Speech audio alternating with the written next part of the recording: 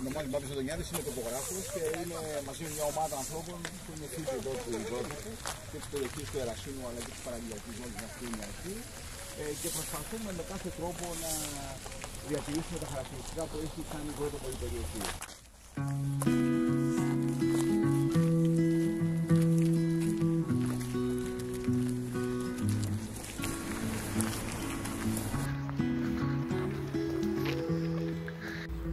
Τώρα βρισκόμαστε σε ένα από τα δύο ποτάμια που έχει η Αργολίδα.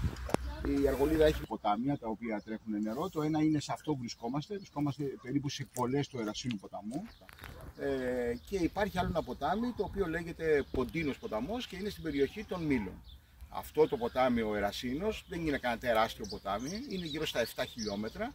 Ξεκινάει από τις περιοχές του Κεφαλαρίου, εκεί που είναι οι πηγές που βγαίνει το νερό, και εκβάλλει στην περιοχή της Νέας Κοίου.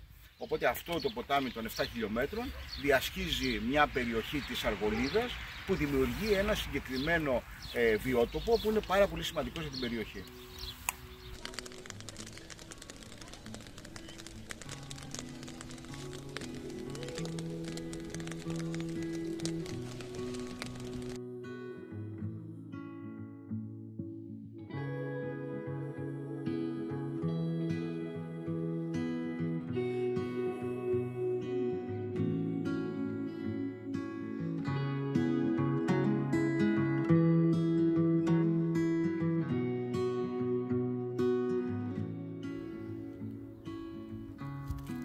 Να μου πείτε πώς συμβάλλουν τα ποτάμια στο καθαρισμό του νερού.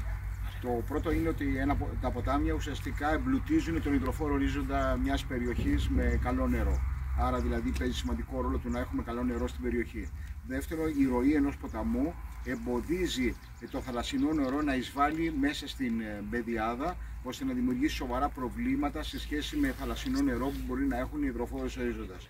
Το τρίτο πολύ σημαντικό είναι ότι όλος αυτός ο καλαμιώνας που αναπτύσσεται στα ποτάμια ουσιαστικά λειτουργεί σαν καθαρισμό του νερού, γιατί τα καλάμια απορροφούν οξυγόνο, το οποίο όταν διαλύεται μέσα στο νερό λειτουργεί στον καθαρισμό των νερών. Οπότε όπου βλέπουμε στις όχθες των ποταμών ή μέσα στα ποτάμια καλάμια, παίζουν σημαντικό ρόλο στο να μπορούμε να καθαρίζουμε και να έχουμε καθαρά νερά. Όποιος δηλαδή σήμερα προσπαθεί να κόψει με λογική ομορφιάς τα καλάμια από μια περιοχή, ουσιαστικά λειτουργεί πολύ επικίνδυνα σε σχέση με την καθαρότητα των νερών των ποταμών.